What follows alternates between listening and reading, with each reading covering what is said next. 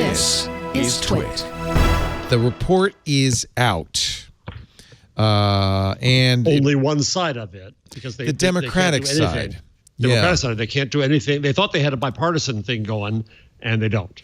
I noticed that the headlines changed. Initially, it said the bipartisan, and then whoops, no. Nope, it's not bipartisan. And the reason is, Washington. That's all you need to know. There's a little dispute over what exactly should happen. The Republicans do not think that the big tech companies should be broken up. The Democrats do. The Republicans are more concerned about anti-conservative bias. That's what happens when you give a report to Jim Jordan to review. It's a 450-page report. The House Judiciary Committee's Democratic leadership said the four big companies, Amazon, Apple, Facebook, and Google, had turned from scrappy startups into, quote, the kinds of monopolies we saw in the era of oil barons and railroad tycoons. Oh, jeez. Oh, jeez. No comments from the peanut gallery here. Oh, jeez. He's got a big sign that says moral panic. The lawmakers said the companies had abused their dominant positions, setting and often dictating prices and rules for commerce, search, advertising, social networking, and publishing. They also, to amend these inequities, and I'm reading from the New York Times summary, lawmakers recommended restoring competition by breaking up the companies. This is the Democratic side of it. Emboldening the agencies that police market concentration and throwing up hurdles for the companies to acquire startups. I would agree with the last one. We've been a little lax in letting, for instance, Facebook acquire Instagram and WhatsApp. Hold on right there. Hold on. When they bought Instagram, people thought they were nuts. Instagram had no traffic. They paid a fortune for it. And there's another argument that says, well, they made Instagram. They made it work. But it could have died like other things. When they bought Instagram, no one thought they were nuts for buying Instagram. They thought they were nuts for paying $1 billion. So much. They did. And in fact, there is email, Mark Zuckerberg saying, we've got to buy Instagram. They're our biggest threat. So, and I think even then we knew that's why they were buying it. I don't think that that's a surprise. Yeah. I don't disagree. So I spent a lot of time last night partially reading the documents, because that's me. Jeff is like, nope, not going to read it. Nope. I did not read all 450 pages, but I will say that I spent a lot of time last night trying to think of the appropriate metaphors for this, because there's a lot of issues here. And I would say, I think Google is in kind of the worst position because the core of their underlying economic value is ad business and the ad markets, and this does threaten that very directly. Facebook is having problems with this, or will have problems with this report as well, because it does talk about breaking up and splitting apart Instagram and their businesses. But I think Google has the bigger threat, I'll be honest.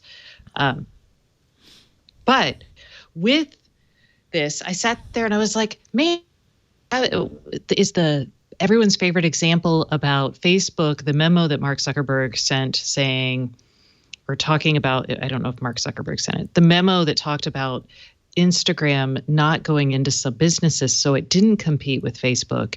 And that particular employee was quoted as saying it was like a monopoly self-dealing inside of a company. And I was like, is it like a transportation company owning like trains and airplanes and saying, we're only going to fly our airplanes to these cities and we'll send our trains to only these cities, and that kind of limits competition? Is it more like broadband in the US, where you have a really crappy one alternative and then a really good one in most places? So, and I really struggled with this because this is not physical infrastructure. And the bottom line is I stayed up a lot thinking about this and I got nowhere. So, and as a result, by the way, before the show began, she said, I haven't gotten much sleep. And now I know why. This is a big mistake to try to understand this. Stacey, I want to agree with you. Well, I'm not trying to understand it. I'm trying to come to conclusion. To think of what we could do that's appropriate. I understand. Go ahead, Jeff. Well, so I've long said that where Google is vulnerable is advertising. Right? It's not search. That's absurd. It's not anything else. But advertising, they're not a monopoly, but nonetheless they have tremendous power. And the problem has long they been are self-dealing. That, well, let me say. And I've always complained about that. For instance, YouTube results showing up at the top of search. Well, hold on. Let me cut it up 2 places. Sorry. One is for an independent, company, Google has the power of God to say you're just a click farm or you're a real company. Yeah. Right?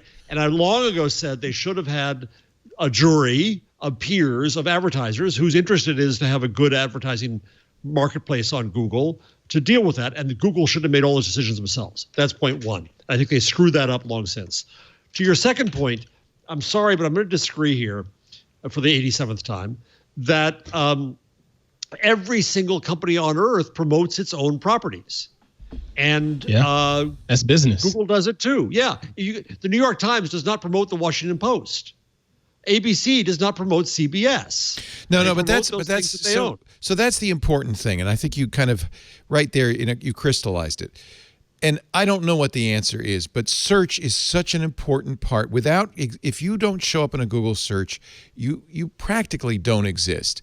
Hence the right to be forgotten. It doesn't attack the websites that carry the material you don't want to be remembered. It just says, Google, take down the search result. That's evidence, prima facie evidence, that if it's not on Google, it doesn't exist. That, as you say, that's also bad law, but we'll leave that I understand. aside. I shouldn't have brought it into it, but I think that it's widely agreed.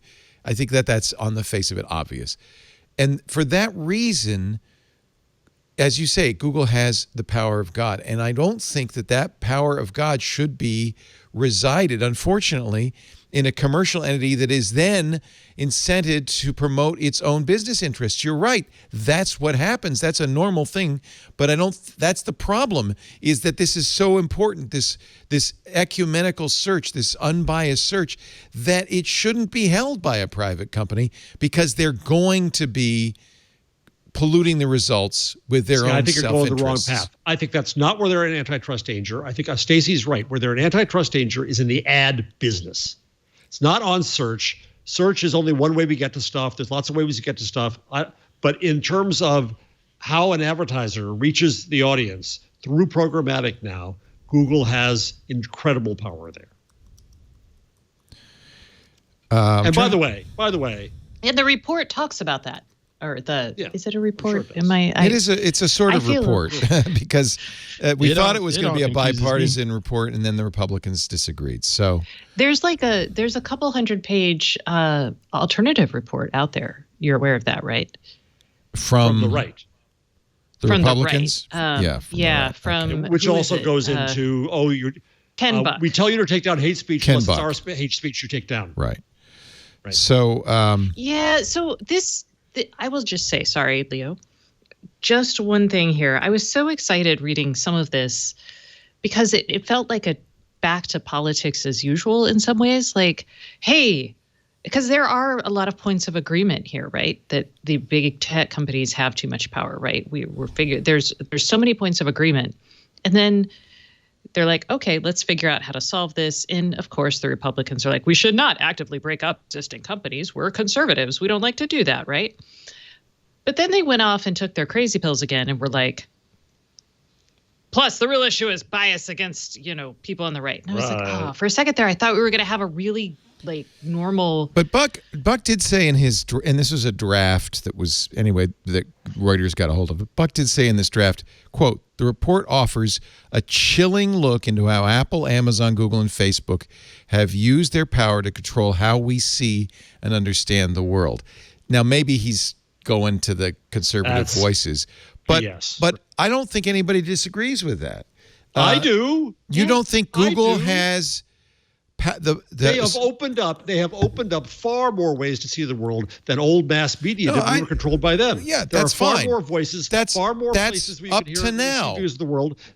That's up to now. But the fact remains that decision is made. The oligopoly of media. No, the fact remains that decision is made by a group of people in Silicon Valley who have absolutely no responsibility to anybody. It's Google's. Neither did media. Well, and media was an oligopoly. But wait a minute, Jeff. A few players of wait a old minute, white Jeff. men. But there's one company that determines whether you exist on the internet or not, and it's a privately held company. You think that's a good thing? I think it's better than what we had before because that company has enabled far more voices to occur. And let's throw in social media. Wait a minute. It's enabled more, but they have a whole lot of buttons that they can push. Exactly. That's so far. If at any point, can versus does is a big difference. Can versus does. Show me the evidence that they've done something actually wrong. No, they haven't. But that doesn't matter. You still don't give the nuclear button to some guy sitting in a tower in Germany and say, well, he hasn't blown up the world yet, so it's okay. It doesn't make any sense to give that much power to Google. Just because they haven't blown up the world doesn't mean it's okay. They broke up the power that existed already in these institutions. And the old institutions hate it, and that's why they're fighting it. That's why media fights it. That's why politics fights it. Jeff, that's because Jeff, what happened was the internet and Google. I don't think you're paying attention to the real criticism here. I get what you're saying, and there are definitely benefits. But and also, I would submit that there is no obvious solution to the fact that Google dominates search, because I don't understand how you could fix that. You take it away from Google? There's just no way to do that. But I do think it's a big problem that Google has. And by the way, Facebook too. If somebody inside Facebook or somebody inside Google decided they, for instance, wanted to elect one person president of the United States, they would have an immense amount of power to do that. Lots of this tools. kind of could is really bad policy on legal talk. A lot of things could happen. And you're going to get indicted and you're going to get tried on the basis of what you could but never did. No. I'm not. There's no criminal. This is not a criminal trial. You're going to suffer consequences for things you didn't do, but you could have done. Well, you're going to. Okay. Actually, no. Yeah, you'd be smart to stay away from this if I were. Yeah, I'm like, never mind. I'm going to pull an ant right now. By the way, can I take a moment? So this is completely off topic, but hey, do we ever do that? So I got Zoom ear. I messed up my ears with these things, and so that's why I'm not wearing my usual thing today. I'm wearing this, but I can't heir anything because of this. So I feel like I'm shouting more than I actually am. Yeah. Wait, is that an actual diagnosis? Zoom ear? Zoom ear. It's a new thing. It's a new diagnosis. So I just can't hear what's going on very well. So I'm going to change my headsets and risk pain again because I apologize. No, don't do that. You can hear well enough. It's fine. I can't hear what's going on. It's got Zoom ear. So now Zoom is on the chopping block. I don't know what the answer is if you accept the fact that Facebook and Google both have huge power and no accountability. And I don't know what the answer is to that situation. I'm not assuming or saying they've done anything wrong up to now. But it's not unreasonable to say, well, just because they haven't blown up the world yet, the fact that they've got tons of accountability. Half the world is going after them. Every media outlet is going after them. Every politician is going after them. I call that accountability. Now, what they actually do about I mean, you have to drag Facebook into Facebook will apologize for, running over your mom, but that won't stop him from driving with his eyes closed. So I think we do, accountability after the fact in social media is not very helpful. I think we need to acknowledge that and think, and I also think, do I think we should break these up? I really, part of me is... This is what kept me up all night. Never mind. Keep going. I know what you're going to say. I don't think breaking them up would matter personally. Oh, it'll matter. People are way too smart and will still figure out a way to continue their dominance in this space. And, you could break them up. You could break them up, but I just think that the Congress's weapons and understanding or the courts is insufficient to do the job properly. So it'd be. I think a better understanding. I really do. I think we've seen this as a problem, and we've actually been talking about it. Let's see, it's 2020 now. We've been talking about this for 6 or 7 years, and we've actually gotten some really good academic research on it. So I think that we could actually do something. The question again is, what do we do? And right, that's what's hard, isn't it? Yeah, and I think breaking up something like Facebook and pulling. The other thing to think about is, when you break up, when they broke up AT&T, they had to put in all of these rules in place to because there was actual physical infrastructure, right? That AT&T still had to deal with, all the T1 lines or what it is. They were like T1s, OC48s, all that way back in the day. They had to have and rules. All of that stuff still confuses me. They had rules saying, hey, when your new competitor who is actually using what was your equipment calls and needs help, you have to serve them within X number of hours. And AT&T was like, yeah, sure. We'll get right on that. Prove it. So I think we did those breakups, and that was really hard. This in some ways would be easier because there's less physical infrastructure. I know there are servers. There's going to be a heavy lift to separate the computing infrastructure. But I actually don't know. I don't think it's as hard as it would be made out to be. What does it accomplish? And I do think it puts a bump in the road and lets. Let me read this. Other companies get in there. This is part one of the findings, real quickly, just a couple of paragraphs, which show that they understand the value of these companies, but also understand the peril. The open internet has delivered significant benefits to Americans and the U.S. economy. Over the past few decades, it's created a surge of economic opportunity, capital investment, and pathways for education. The COVID-19 pandemic has underscored the importance of internet access that is affordable, competitive, and widely available. Yep. So they acknowledge what you're saying completely. But they also say the online platforms investigated by the subcommittee, Amazon, Apple, Facebook, and Google, also play an important role in our economy and society as the underlying infrastructure for the exchange of communications, information, goods, and services. They talk about the size and so forth. I think this is the peril, and I don't know if you would even disagree with this, Jeff, but maybe you will. I'll give you a chance. Over the past decade, the digital economy has been highly concentrated and prone to monopolization. Several markets investigated by the subcommittee, such as social networking, general online search, and online advertising, are dominated by just one or two firms.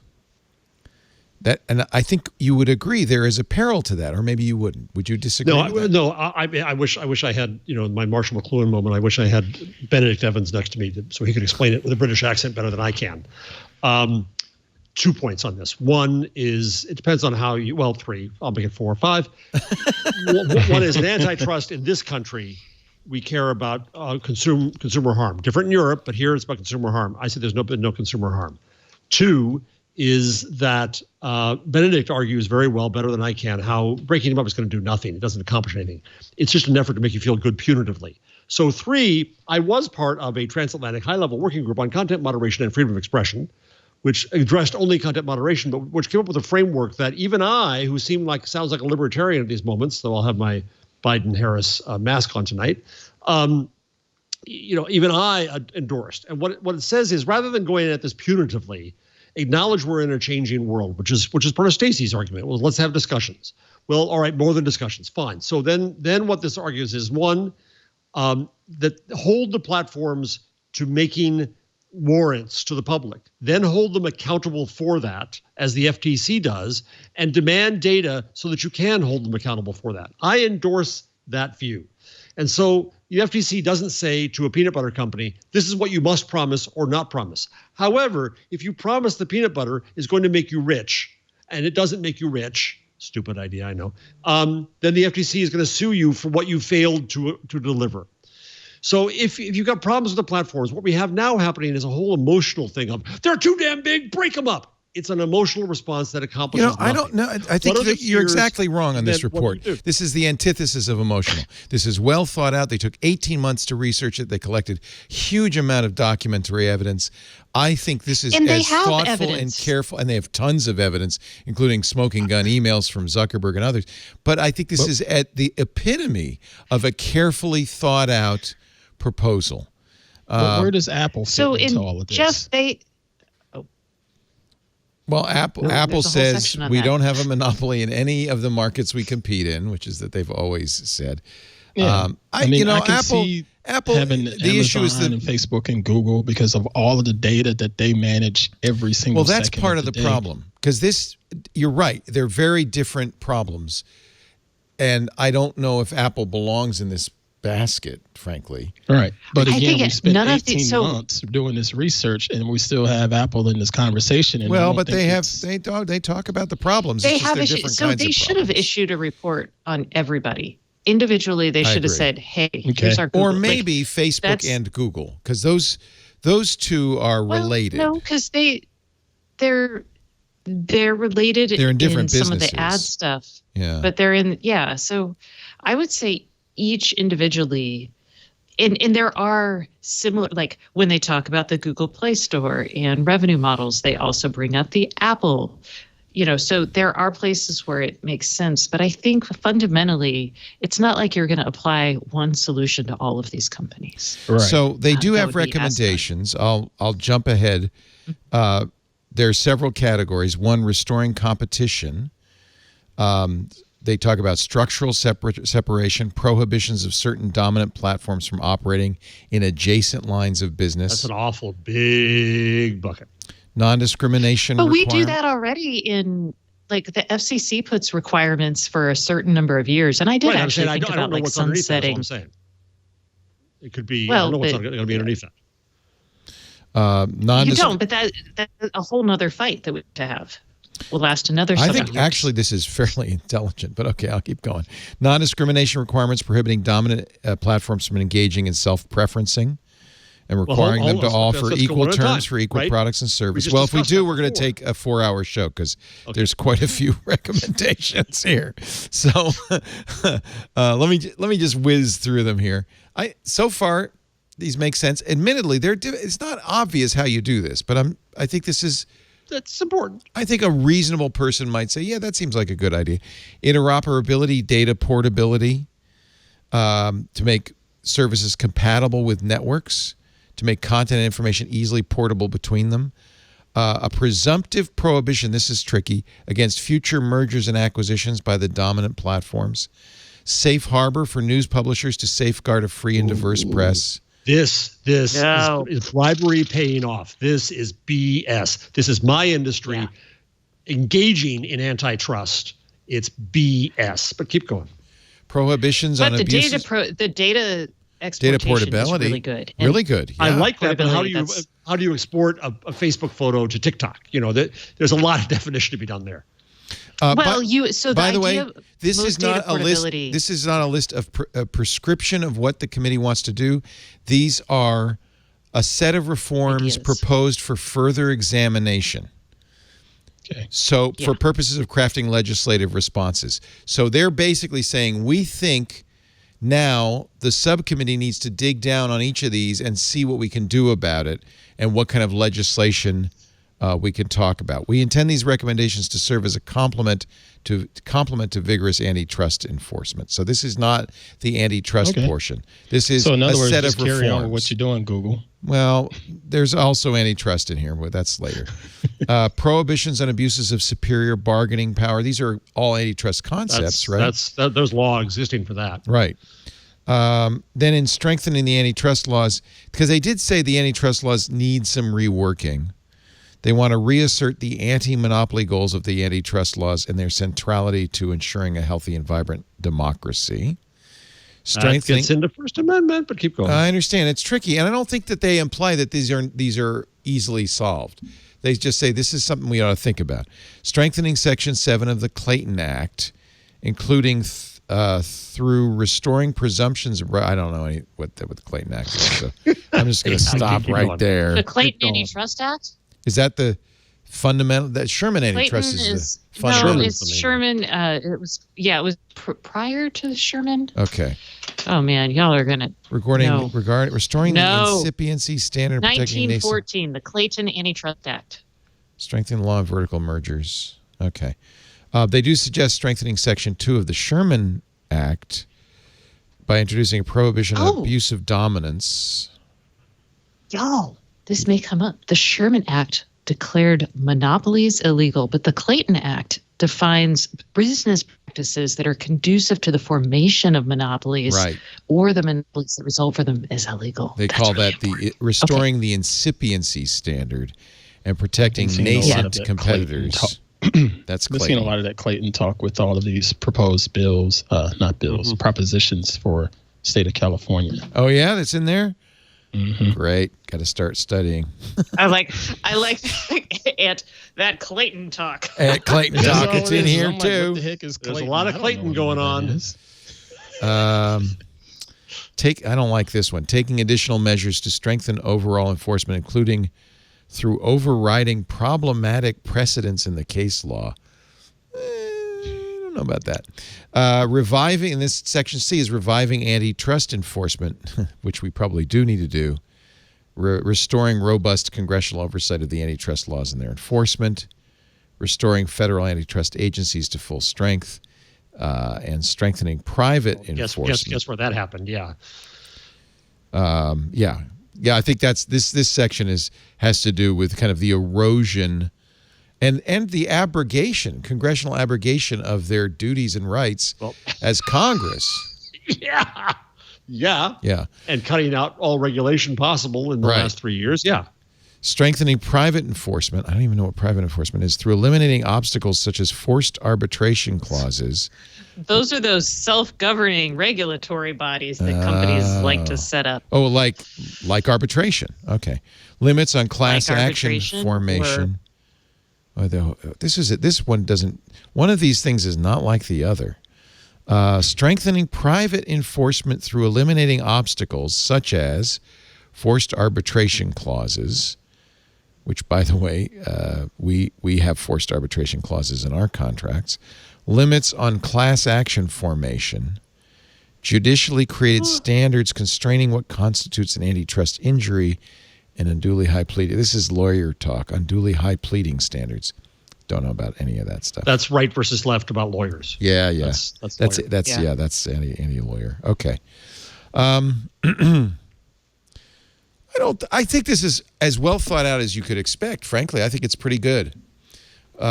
I think it's not going to happen because the Republicans have already pulled out.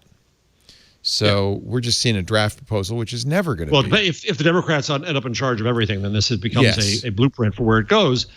But maybe that's the biggest takeaway from this. Here's a warning: if Democrats are elected, this is what's going to happen. Is that one? Okay.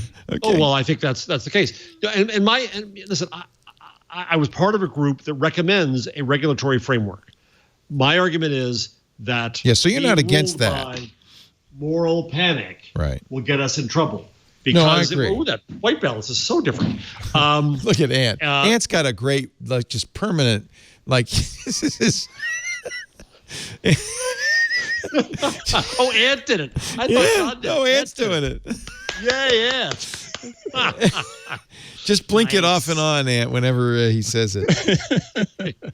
He's freaking game. His whole screen. Obviously, and this this. And so you're not against regulation. The internet. I'm not against a framework of sensible regulation. Yeah. My fear is that in the anger, emotional response, otherwise known as moral panic, and that's going on here, is that there's going to be a lot of ancillary damage to freedom of expression.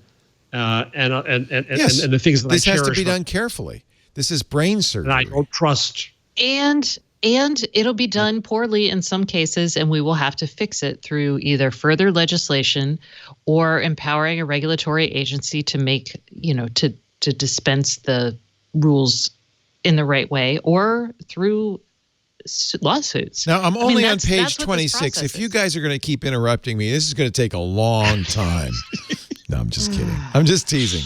I think we've done enough. We also look at the regulation to date in Europe, and I don't want to get into all that, but I think I have a spiel which I give as talks where I go down everything that's happened so far and what's wrong with it and the unintended consequences, which include giving more power to the platforms, regulatory capture on behalf of the platforms, harming newcomers and smaller players because of the difficulty that the regulation creates. This is what's happened in Europe with this kind of regulation.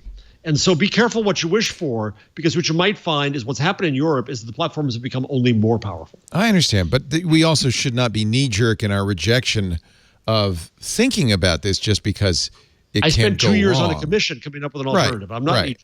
Good. All right. It just sounds like I will have this always at the ready. It's here. I'm warning you. It's always going to be here. I like it. I kind of feel like we should get like a light bright version of the sign for you. Like a little LED. Oh, I like that. Panic. Yeah. I'll have a graphic next week. Would you please? Ant's going to work on that.